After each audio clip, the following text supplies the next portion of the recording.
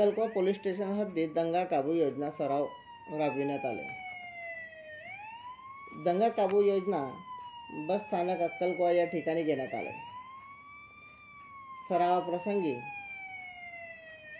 या योजनेच्या अनुषंगाने सहाय्यक पोलीस अधीक्षक दर्शन दुग्गड तसेच अक्कलकोवा पोलीस ठाण्याचे पोलीस निरीक्षक गुलाबराव पाटील यांच्या मार्गदर्शनाखाली हा दंगा काबू सराव घेण्यात आला।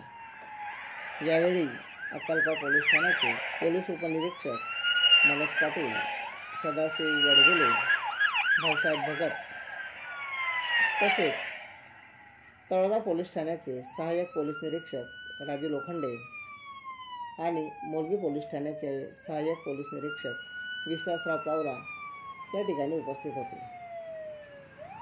यांच्यासह 25 ठाणे अंमलदार या ठिकाणी प्रात्यक्षिकासाठी उपस्थित झालेले होते। यावेळी दंगा काबू सराव प्रसंगी लाठी, हेल्मेट, ढाल, शिलगार्ड, दंगा काबू योजनेसाठी लागणारे किट यासह उपस्थित झालेले दंगा काबू योजनेला लागणारे किट सह उपस्थित होते। सरावाच्या माध्यमातून प्रात्यक्षिक दाखविण्यात आले। आगामी सण उत्सवाच्या माध्यमातून अक्कलकोवा बस स्थानक येथून परदेशी गल्ली, हनुमान मंदिर, झेंडा चौक, बाजार गल्ली, तळोदा नाका, अंकलेश्वर, ब्रह्मपूर राज्यमार्ग मार्गे मेन रोड अक्कलकोवा होत पोलीस स्टेशन या ठिकाणी रूट मार्च घेण्यात आला। नमस्कार, मी दर्शन दुग्गड, सहाय्यक पोलीस अधीक्षक अक्कलकोवा उपविभाग। आज 22 मार्च 2025 रोजी आम्ही अक्कलकोवा पोलीस स्टेशनच्या हद्दीमध्ये दंगा काबू योजनेचा सराव घेतलेला आहे आणि कुठेही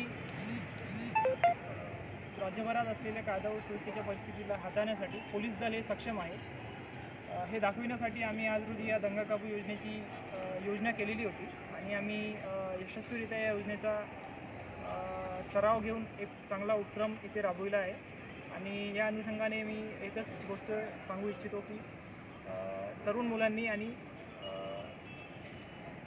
सर्वसामान्य जनतेने सोशल मीडियावर जे पण आक्षेपार्ह पोस्ट वगैरे शेअर केले जात आहे त्यावर विश्वास ठेवू नये, कोणत्याही अफवेवर विश्वास ठेवू नये आणि स्वतः कोणताही म्हणजे दोन समाजामध्ये तेढ निर्माण करणारा मेसेज, पोस्ट अशा गोष्टी स्वतः फॉरवर्ड करू नये। अशा गोष्टी कोणी करत असेल तर त्याबद्दल तात्काळ पोलिसांना माहिती कळवावी व पोलीस त्यांच्यावर कायदेशीर कार्यवाही करणार।